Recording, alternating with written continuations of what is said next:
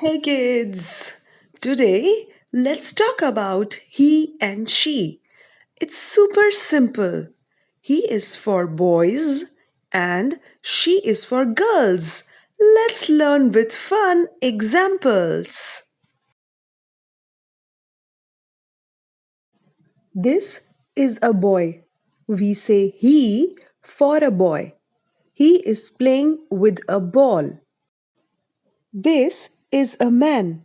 We say he for a man. He is reading a book. This is a girl. We say she for a girl. She is painting. This is a woman. We say she for a woman. She is cooking. Now it's your turn. Look at these pictures and tell, is it he or she?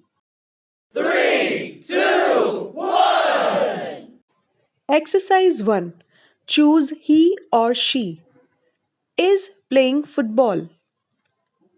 He is playing football. Is watering the plants. She is watering the plants. Is eating an ice cream.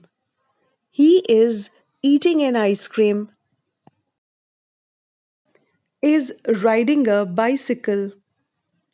She is riding a bicycle. Is reading a storybook. She is reading a storybook.